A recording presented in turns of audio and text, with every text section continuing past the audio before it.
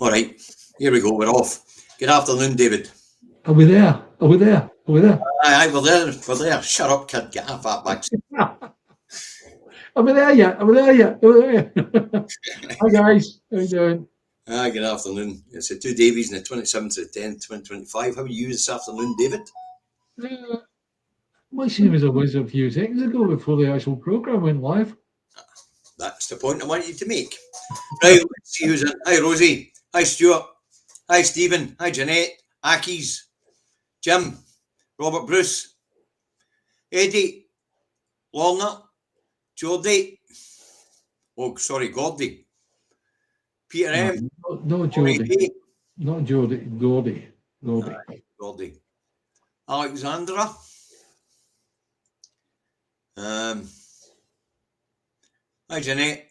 Hi, Laurie. Hi, Mark T. Jim Stevens.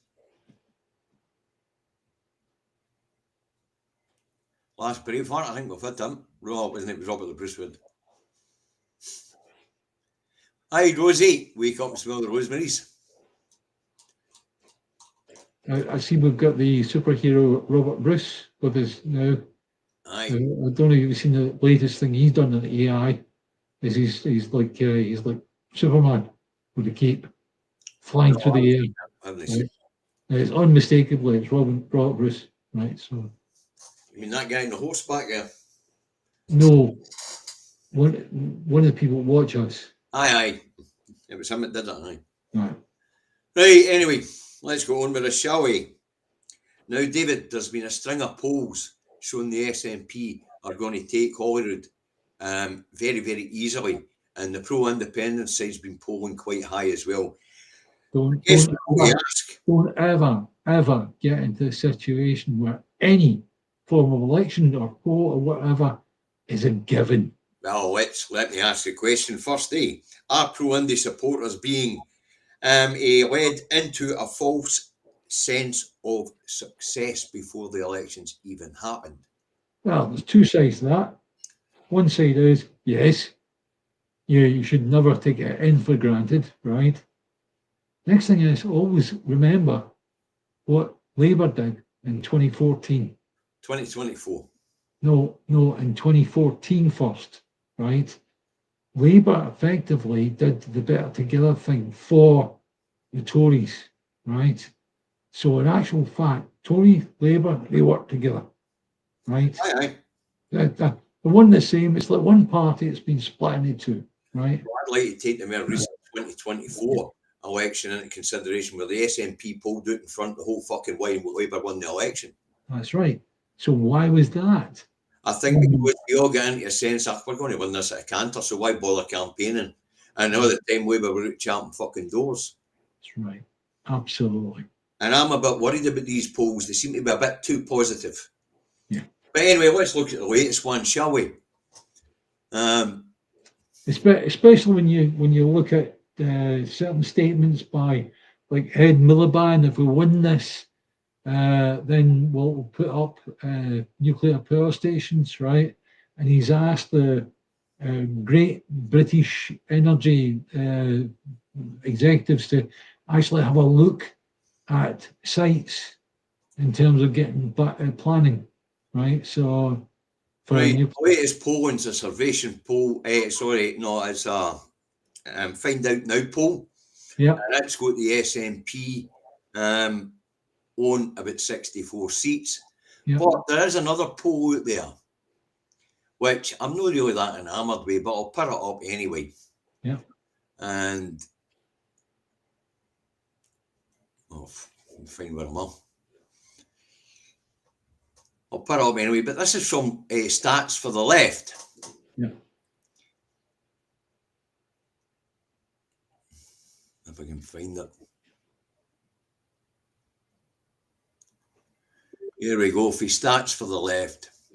And it's got the SNP winning 64 seats. Oh, yeah, that was the same as in the last one. 66 seats. Right. Which 65. For an outright majority, it's got to be 65, I believe. Yeah. Yep. So if we get 66, well, hey, we've done it, right? Well, it's got the SNP owns 66 seats. That's a stats for lefties. That's who did this polling. But as far as I'm concerned, right? If the SNP got 63 or 62 seats and made up the difference for the Greens, I would say just right. We're having a referendum. That's not the point, David. It's not about. It's about whether we're being conned by the polls and what's been done deliberately when we look at the 2024 election, where the SNP were out in front all the way and Labour won the election. Well, we all know that looking at previous polls, what are polls about? Polls do not put a number against the reaction of the public.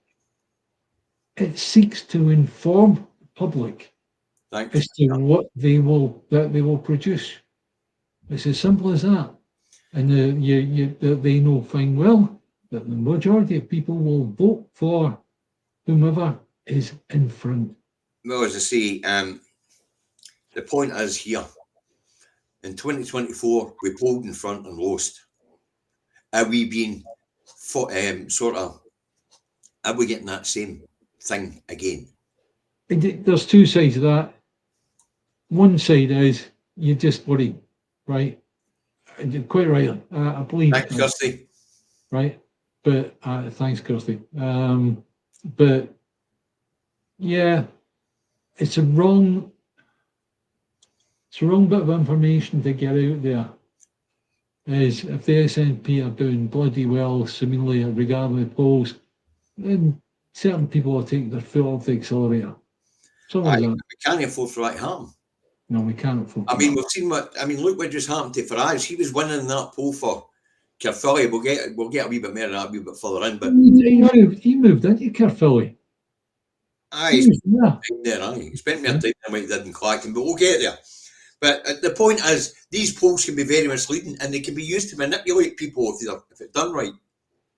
Well, in the lead up to the 2026 election, I assure you, Starmer will take up residence in Scotland. He's already said he's going to run the campaign. He has, aye. That's very true. He has said he's going to run the campaign. And his new deputy leader, which we'll get to later, has also said that she's going to give Scotland a Labour they can love. Apparently. Yeah. Anyway, let's move on, shall we? North Sea and onshore energy jobs at risk as US firm Petroflac files for administration. I wonder if they're a limited company or not. Yeah? No, it's a US company. Yeah, a US company, but it's still in all they'll be effectively a limited company, as it were, right? Thanks, Eddie. Thanks, Eddie. That's no wee bit, that's a big bit. Yes. So at the end of the day, it's like you've got to look at any of these limited companies or whatever, right? Rolls-Royce. Take Rolls-Royce, for example. Rolls-Royce went bust. It's trying to build or trying to actually get the RB211 engine built, which was the first wide-body jet,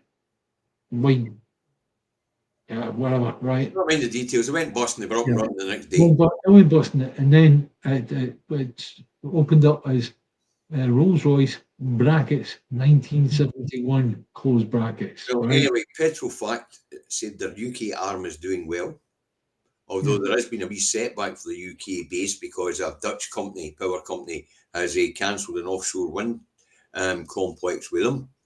But they say the UK operation's doing well and it will continue to operate as normal. Which means that the Americans did what the Americans do, which is they actually set off, when they opened up a UK arm, it was a shelf company that they used. They went, right, there you go, boom, that's it. Limited company. End of story. Well, anyway, the US, the parent company of the UK branch, its main problem comes from a fraud investigation into dodgy contracts in the Middle East, where they get fined 70 million quid and they haven't been able to afford to pay it. And that's the reason why you have all your different names and all the rest of it, all split apart, and so that if one goes down, the other one survive, right? Well, That's it. Petrofacts here in the UK have offices in Aberdeen, London, and Southampton, I believe it is. Right. And what they're telling us is there's no worry. John Swinney's got a different point of view. He's worried about the 2,000 jobs here in Scotland that are way Petrofact. But if Petrofact's got a full set of books and they go under here in the UK, I have no doubt there'll be somebody there to step up and pick up their books. Yeah, exactly. But the one thing that any oil company requires is boots on the ground to actually do the work. You need people to actually get the oil out. Right? And if they stop getting oil out, they haven't got a business. Well, Petrofact's more in the supply chain, to be honest with you, David. Yeah. The actual drilling, but they have worked for the big ones, BP, Shell, So, yeah. these things, you know. Yeah.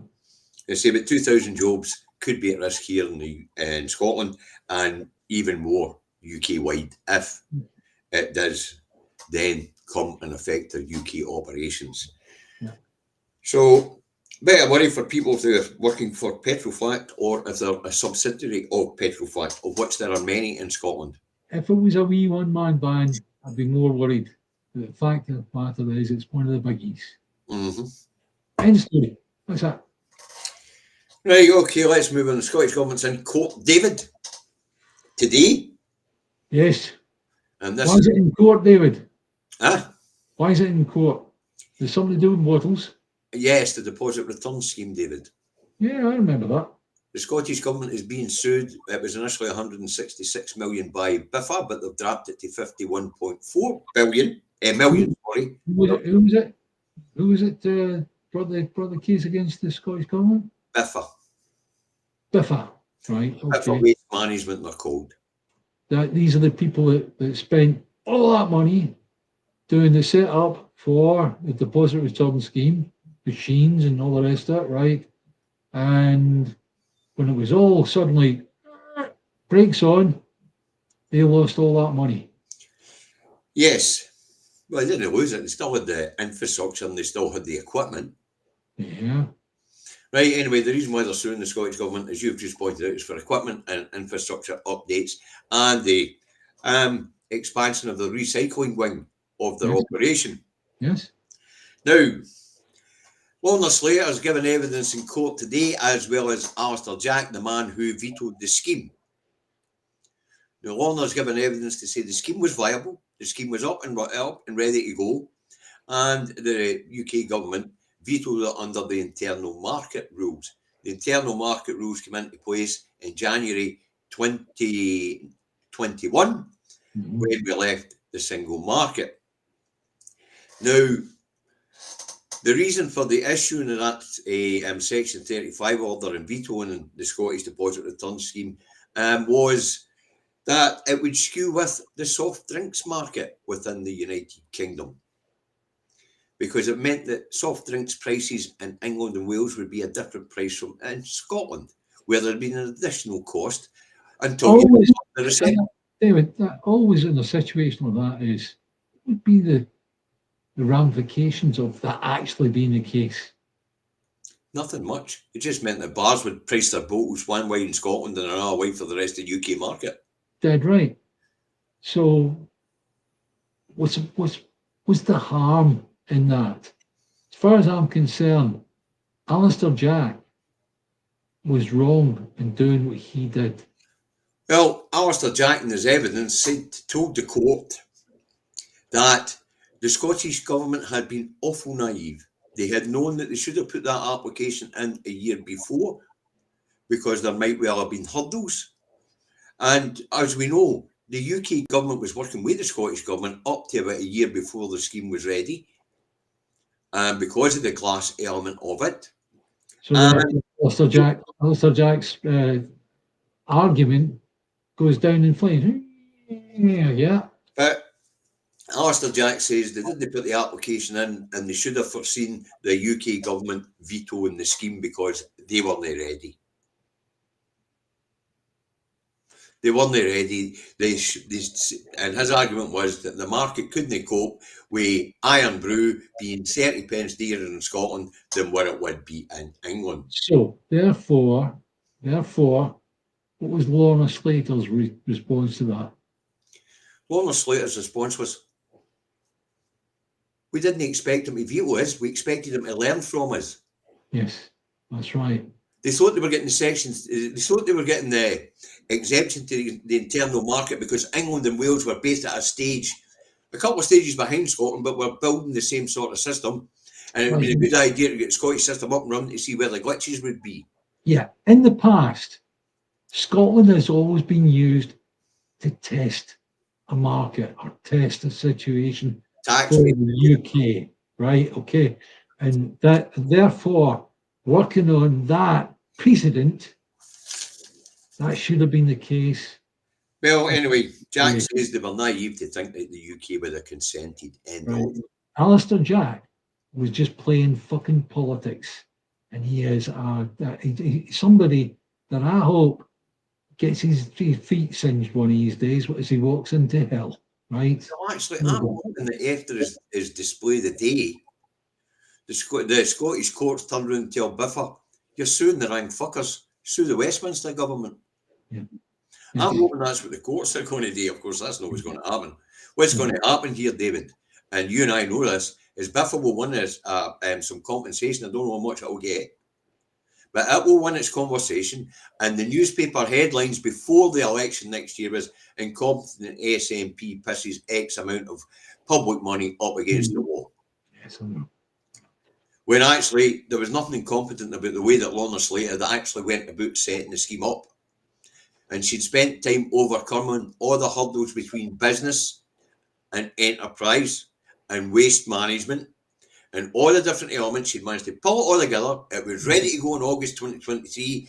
Jack vetoed it in June 2023. What's happened to Lorna these days? Where is she? What's she? MSP. She's a green MSP in the Parliament.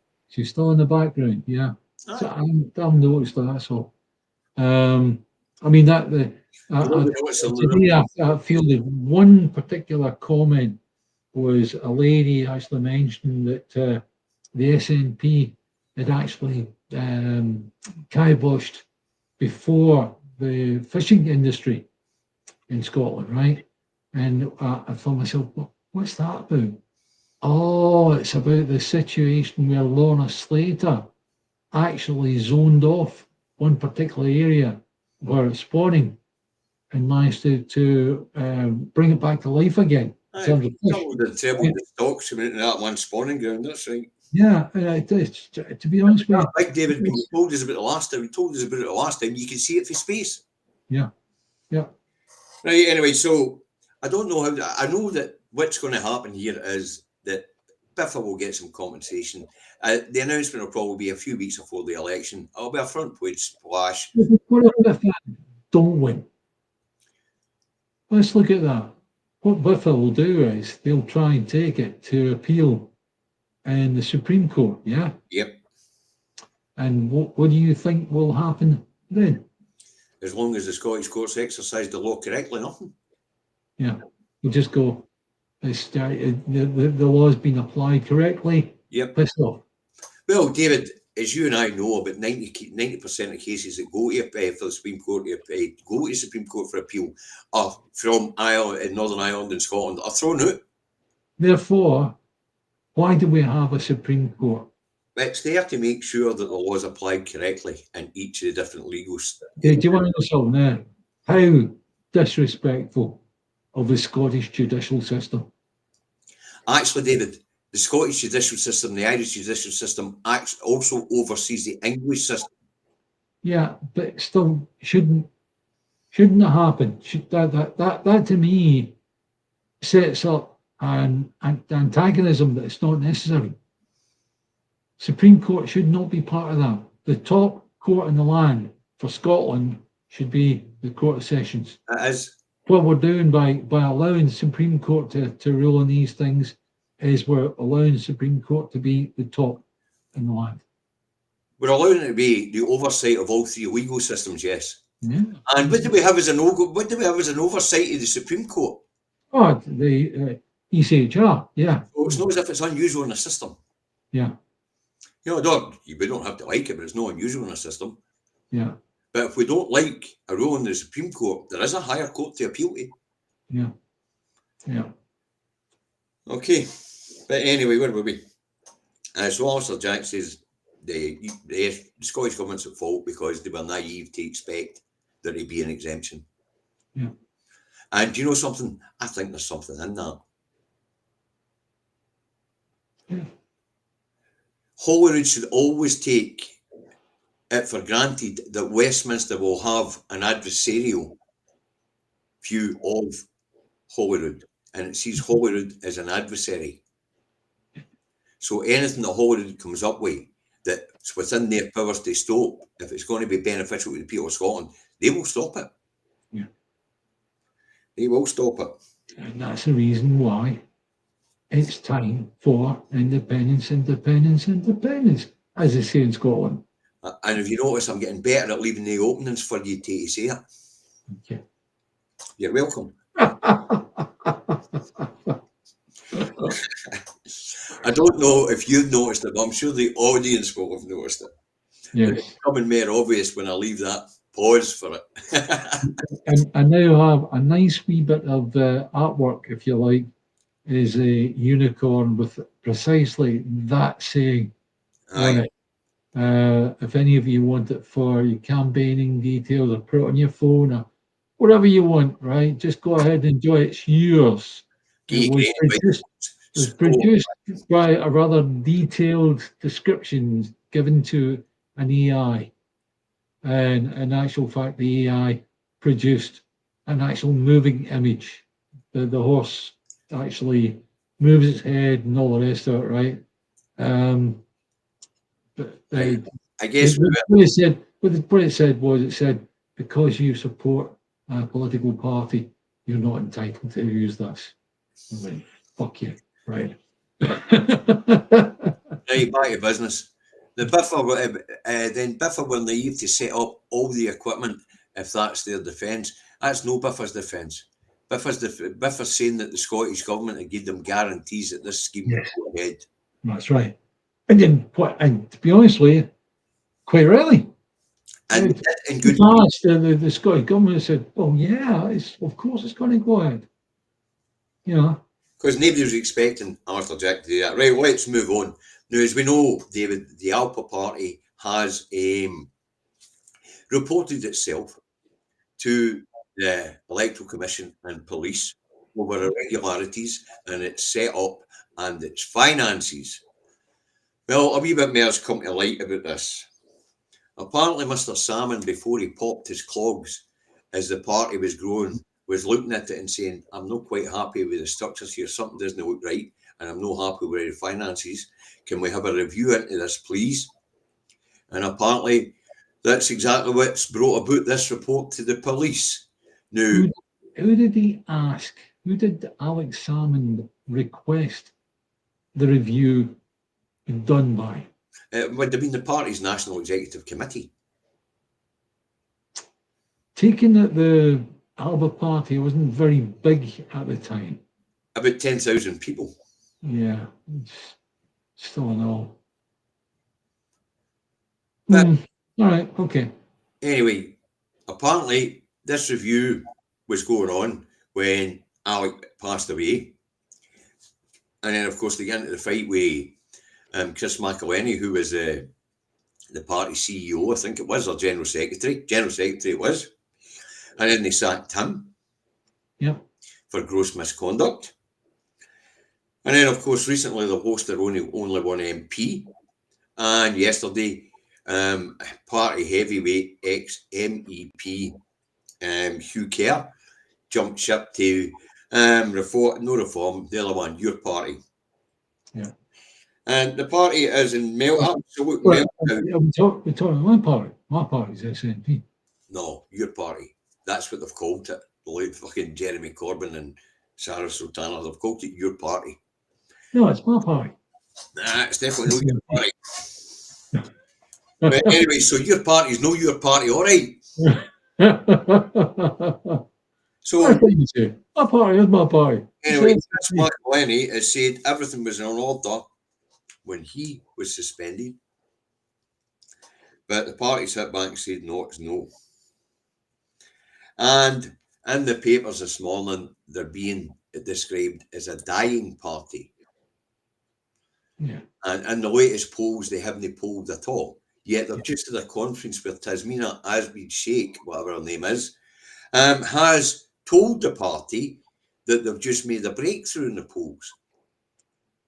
Look, guys, anybody that's still out there that has the ability to vote in Scotland and wants to vote for the Alba party, seriously, I can imagine that it's been a bit of a slap in the face over what's going on. You're welcome to pop back to the SNP. And for goodness sake, we need your help. We really need your help to get independence. Come on, guys. What do you want? Hold your nose, vote for the SNP. Well, they say that the national newspaper this morning, in one of its sub-headlines, described the Alba party as a dying party. Yeah. That's of course it is. Of course, there's a lot of good people put a bit of heart and soul in to try to build it. Yeah. It's just that it was a lot of good people with a lot of very, very different opinions on how things should be done. That's right, yes. And then you had a few people at the top who'd been within political parties and understood how the structures should work. But they just don't seem to have pulled it off. No. And whether they will actually pass away as a party, I don't know. I really don't. They could limp along like Solidarity did for 10, 12, 15, 17 years, whatever, how long it was. You know. Well, for some of the people there that we know, I feel extremely sorry for them. But at the party conference, Tommy Sheridan is elected onto the executive committee for the party. So we'll see where it goes for there. But that's just a wee bit more detail on what's going on in the Alba party. They reported themselves that the internal review was being done at the request of Alex Salmon before he passed away. The feud between the party top level, Chris McElhenney, the party, Ash Regan, the party, Hugh Kerr, the party. It would appear that a lot of the experience they had in the party is leaving. Leaving just McCaskill at the top of the tree, really, with Tasmina, who actually owns the party. Tasmina owns it? Yes, it's her. Oh, right. I didn't know. I didn't. She actually owned the party. Fair enough. Right. And finally, for the Scotland section, David, over the weekend there was a on Saturday, the STUC held a Scotland Demands Better protest, or Scotland Deserves Better protest in Edinburgh. Now, this was our poverty, David. Yeah. They were talking about 1 in 4 children in Scotland living in poverty. They were talking about housing difficulties. They were talking about career opportunities. They were talking about nutritional values and education. They were talking about higher paid jobs. Yeah. Aye. They were talking about to be honest with you, skilled jobs are what they were using. Sorry? Skilled jobs is the word they use. To be honest with you, unless you're going to open another industry, right, over and above all the ones that are going at the moment, right, how are you going to do that? How are you going to do that? David, there's nowhere to grow into this market. It's a closed shop now since we left Europe. Right. Tariffs makes America a hard place to trade with. Yeah. Brexit makes Europe a hard place to trade with. And the Far East is just too far away to trade with. That's right. So, problems all round. But anyway, I thought to myself when I was reading about this, how's the situation in the whole of the UK? So, just so happened that Peter Stefanovic stuck a video up, so let's have a look. Here we go. Whilst politicians distract us with small boats in the Channel, a staggering 14 million people are living in poverty in this country. 14 million. Just think about that. 1 million adults can't afford to eat every day. 9 million are skipping meals and cutting back on food. 3.8 million people live in destitution. That's the most extreme form of poverty. We've seen GPs prescribing nutritional drinks to starving patients. Thousands hospitalised with malnutrition. The return of Victorian diseases in one of the wealthiest countries in the world. And millions of children in the UK are going without food, going cold and hungry. Latest figures show a record 4.5 million children now living in poverty in this country. 4.5 million. That's 31% of all children in this country.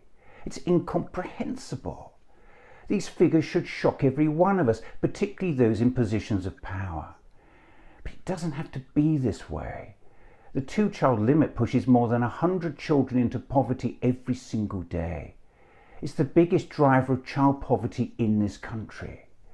By removing it, we could lift 470,000 children out of poverty overnight. Just think about that. By removing the two-child limit, we could lift almost 500,000 children out of poverty.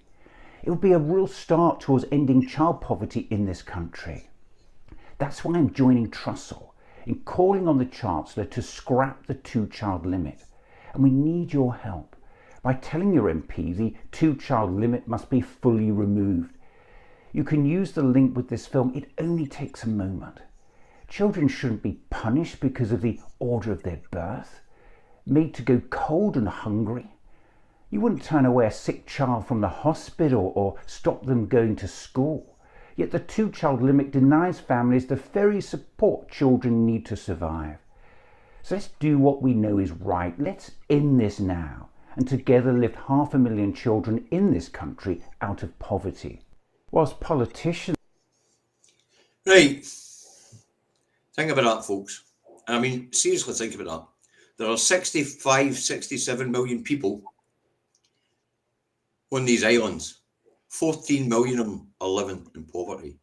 3.8 million of them are living in destitution. 100 children a day are driven into poverty by the two-child cap. 500,000 since Labour came to power. And in this next budget, they intend to drive about a huge amount more into poverty with the disability cuts. The thing is, right, we've got the additional money that's given to children. So we're dealing with poverty. Two-child cap's coming to an end, Scotland, right? So what's going to happen? Do we see that as being something that the Westminster are actively trying to block? Or is that maybe a bridge too far for Mr. Starmer? What do you know, David? One in 4 here in Scotland, 1 in 3 in England, and in some areas of England, 1 in 2. Yes, I know. That is fucking boggling. And since ridiculous, it really is the party ridiculous. of the people came to power, an additional 500,000 children have been pushed into poverty at a rate of 100 a day. Yeah. 100 a day. That's fucking mind-bending. But as it's been pointed out in the comments, they didn't give a fuck about the children of Gaza. What do we expect here? Yeah. You know, even if it were lift the two-child cap at this point in time, because of what we've been through with inflation and food price inflation, even if it would give back the benefit to third and fourth child, it wouldn't be enough to feed them fully.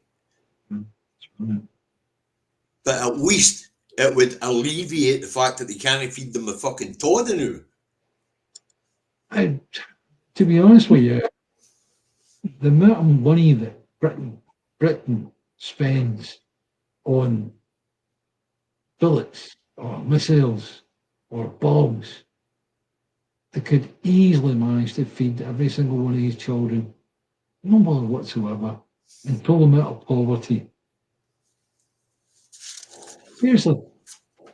With that, I think as human beings, we need to decide, is it war that we want, or do we want to get rid of poverty? Something like that. Do you want to do that? It Yeah. upsets us all, Jeanette, to think of these bairns down that road going hungry. Yeah, I mean, it's straight away, is us spending inordinate amounts of money on blooming boats that don't float, well, sorry, boats that don't go, right? Yeah, you heard about the Type 46 destroyer that has come back into service after how many years? 7 years or something like that, 8 years, something like that, right? The new ones keep ringing. Yeah, yeah. And at the end of the day, do we really want all this waste of money? Well, So that, I mean, so that just scrapping Trident would be 200 billion saved. That's enough to feed every fucker. correct. Absolutely.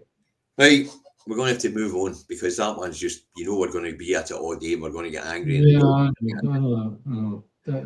This Right. is I must admit, this is the one thing that holds me back in this particular program. That we've got to make progress because there's so much to cover. Yep. Yeah. Plaid Cymru won the Caerphilly by-election, putting Nigel Farage's nose out of joint. He and other big hitters from the Reform Party had set up camp in Caerphilly, as you've already pointed out, David. Yeah, her eyes, he moved in, didn't he? Yes, aye. Yeah, but the thing is, if we look at Caerphilly as being a microcosm of what could happen to Labour, right?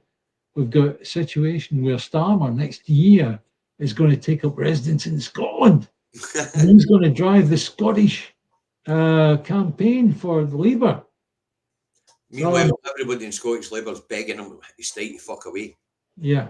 The same way that Scottish Labour MPs are begging Douglas Alexander to keep his fucking gob shut. I thought we had a branch manager up here. Isn't his name Anis Sarwar or something like that? That's right. Yeah. It's so. Well, why is here Starmer coming up here to run the election? What's going on? Well, nobody thinks Sarwar's popular. No, what I'm trying to say is, a wider thing is why does I'm just trying to tell you, but you cut me off. I'm not cutting you off this time. They don't trust Starmer. They don't trust Sarwar. They don't think he's popular enough, right? But what Starmer doesn't get is he's even less popular than Sarwar. Exactly. But that'll bring us on to Lucy Powell in a minute, okay? But Yeah, right, okay. But no, just that Nigel Farage get his nose put out of joint by that by-election in Wales. It also had the Labour Party pulling their hair out as they lose a constituency that they've had in Westminster for 100 years and in the Senate for 25 years, and were pushed down to 11% of the vote. Well, let's face it, one piece of information that I got from this was that in Caerphilly, in previous elections, the Conservative and Labour, if you join them together as one group, they would be on 61% consistently each election. On this election, you had total of between Conservative and Labour is being 13%. Aye. Now that tells you that something has changed And immensely. the political landscape, you're absolutely Now, Plaid Cymru have been batting away at this for ages, right? But we had Starmer that came in, and basically he gave a speech on hatred. Hatred of this, hatred of small boats, hatred of that, all the rest of it, right? And Plaid Cymru came in with, here's the hope, here's the way to go. And it showed that the message of hope defeats the message of hate, always. Yeah, but unfortunately, the message of hope might defeat the message of hate always, but it doesn't always beat the message of fear. Yes, that's right. Let's stick this one up, and then we'll go back on point. Labour and Conservative are the two cheeks, and Reform. Reform's the hole in the middle. Aye. Very good. Very good. Right, but as I say, it's got the Labour cabinet at each other's throats. They all want to get rid of Starmer. Yeah. Now, the rumour is he'll be gone by Christmas after Reeves presents. I don't think I that. think it'll be after the Scottish and Welsh elections next year. Yeah. So a day. Now, that moves us on to Labour at the weekend, elected a new deputy leader, and it is Lucy Powell. And she takes her for Angela Rayner, and she beat their education secretary in there, Bridget Phillipson, to take the spot. Now, Lucy Powell got 83,000 votes.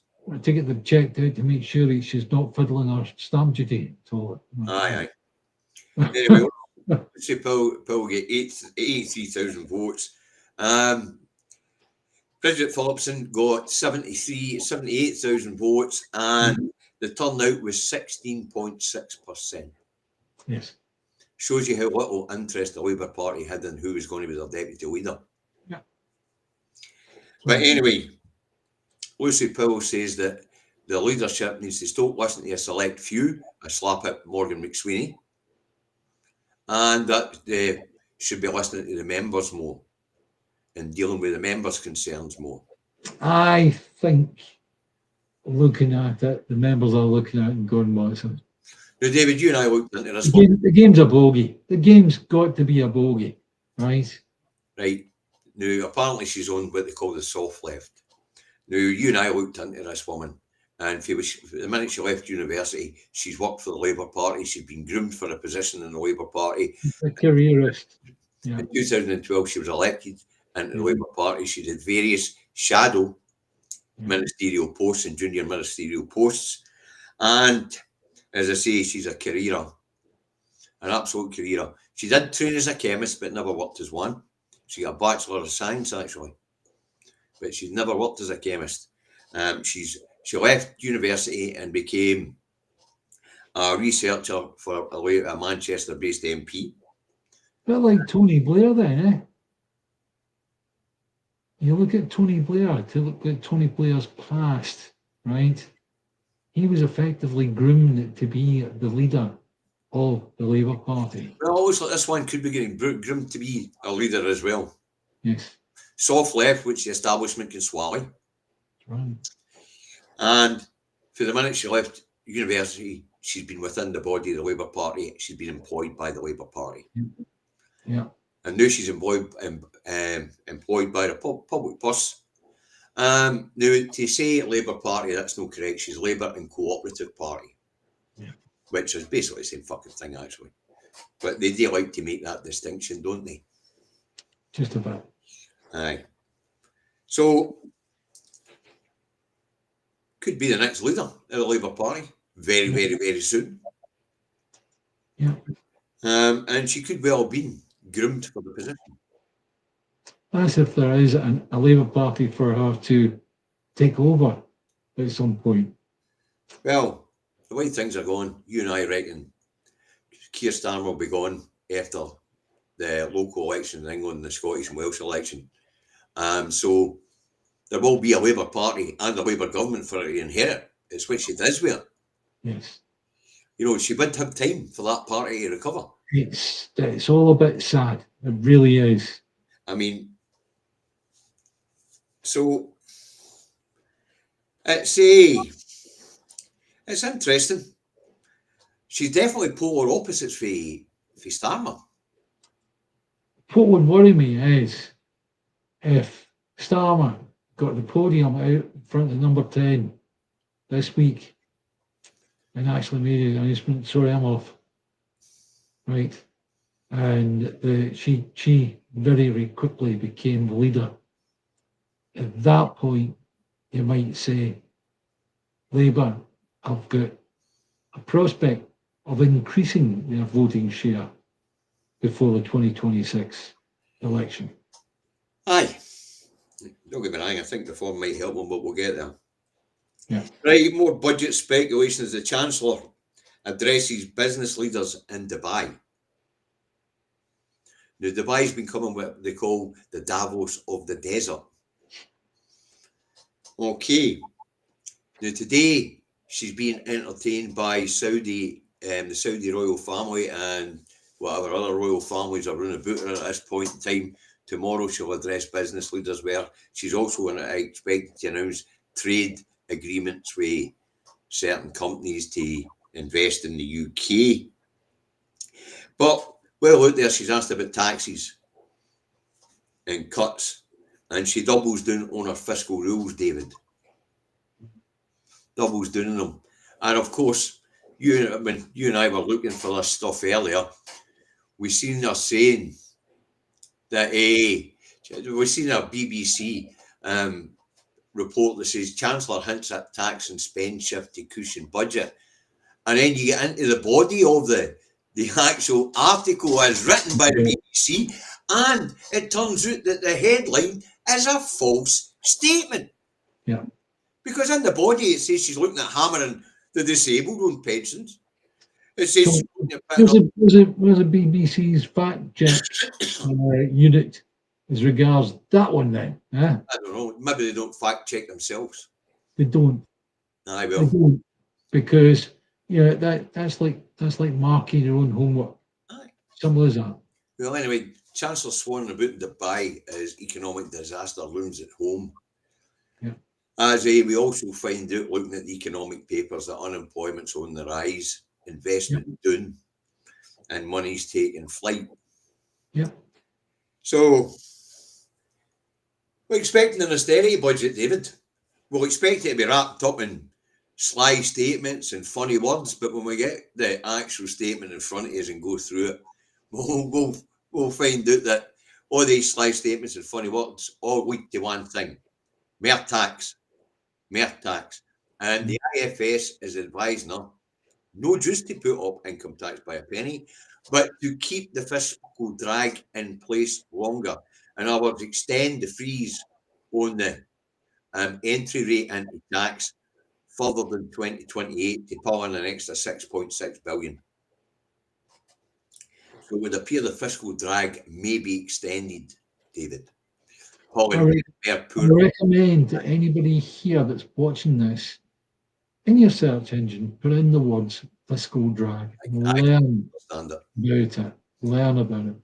That's important, folks, because as the fiscal drag extends in length, it's dragging more and more poor people into tax. Yes. And it actually means that the people at the lowest rung of the ladder are much worse off than what they would have been if the fiscal drag had been eased on years ago. In other words, adjusting the entry point on tax in line with inflation. Paul's come up with a nice, interesting thing, harking back to the last thing. High Folk Starmer coming to Scotland to speak and campaign is designed for one thing. He wants nuclear power to be used in Scotland, even though it's not required. Yes, right? Yes, we're aware of that, Paul. And he actually look at the number of people that have arrived here in small executive jets to tell us that, the people of Scotland definitely want lots more nuclear power, right?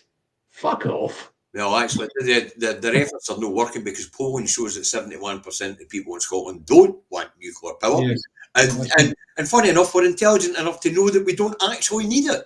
And I had one idiot online who said, I worked at Hunterston, so why not? I said, the reason why I didn't work at Hunterston was a great big cracks down the actual main nuclear core, right? And that's why I had to be shut down. Bye-bye, right? So aye, and they keep extending the life of that other one over there in bloody East Lothian. I can see that going boom. Right. Yeah. But anyway, so mere budget speculation, and it's not looking good. The fiscal situation is no good. She tells the Arab nations that she's only at 9.9 billion in a wriggle room, and she needs to increase that to her 20-odd billion in a wriggle room. And they're all laughing at her and getting their wallets out and going, "You want the loose change hen? You want the loose change hen? 20 billion and you having a laugh? That's my fucking wages per week." Hang on, I'll check what's in my pocket. That's exactly what these Arabs are doing. Just get the wallet and go, "Fucking 20 billion, you having a laugh? Here you go. Keep a change hen." That's how bad the economy is, folks. That such little amount, 20 billion, is all the wriggle room that's left in the pound sterling. Yes. In fact, at this point in time, there's only 9.9 billion. She's trying to get it up to 20 billion. Yeah. And so one tosser was actually asking me the other day there, and if you get in the pins, what currency are you going to use? Hey, well, we're not going to use the English fucking pound. There's no value in it. I started off by saying I'll probably use the same currency you do, which is my mobile phone. End of the day, that's it. End of story, right? But then you look at the balance of payments that Scotland's got, and the balance of payments that England's got.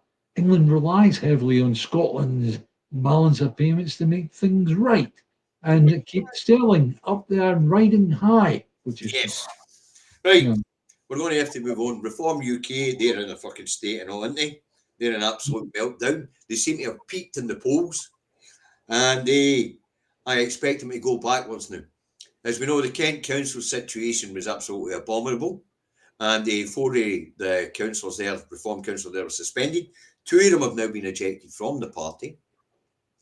And we now have Sarah Puchin making open racist statements as an MP. Apparently, there are too many black and Asian people in our TV commercials, folks. And of course, Farage says she didn't mean to be racist. And Starmer says Farage is a fucking coward because he didn't sack her for the party for the statement. No, Farage doesn't. Seriously, in the past, when similar things happen, Farage does not do what everybody expects. Or you get rid of them, whatever. Farage agrees with her, so why would he get rid of her? Yeah. She's only just saying the things that he wants to say, but can't as party leader. Yeah, absolutely. And it's probably each one have been delegated some dog whistle to go at next. Yeah. Something to keep the red, something to throw meat to the red dog base. The knuckle draggers out there. But as I say, it looks as if Reform might just have reached peak fucking idiocy when their MPs are openly being racist on television and in public. No, the thing is, be careful, right? You call somebody a knuckle dragger, you're being racist, aren't you? No. I'm just telling you they've got long arms.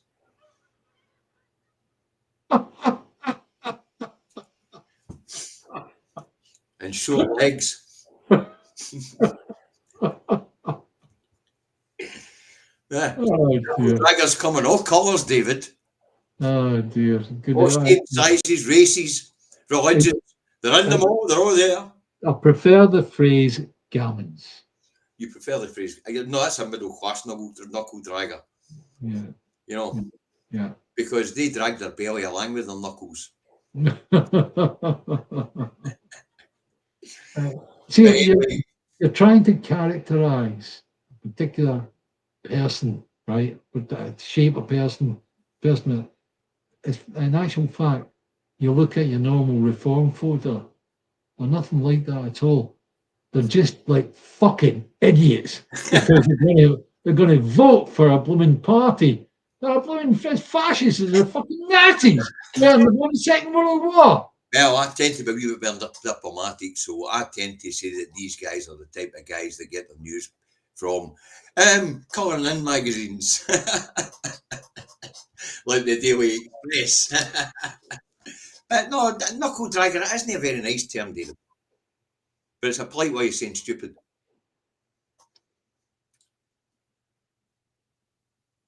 My Uncle John got shot. He was one of the first few of the troops that were actually across the border into Germany at the end of the Second World War, right?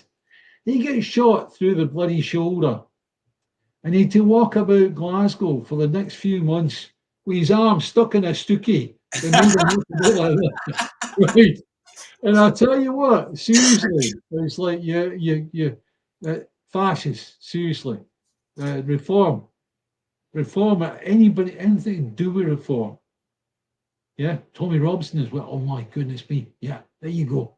They're all of the same ilk. Aye. Now, let's leave the nut jobs and the knuckle draggers to their own. And as we wind this one up, we'd like to say congratulations to Catherine Connolly on winning the Irish presidential election. She took 63% of the vote, and she is, believe it or not, David, you and I couldn't believe it, she was not a party-affiliated politician. That's right. She is independent. Now, at a speech at Dublin Castle, when she won her acceptance speech, what she said was she would be the president that listens and only speaks when needs to. Yeah, no, seriously, seeing a situation like that, I think it's PR they operate, isn't it? Yeah. So you imagine all the different parties are all against each other.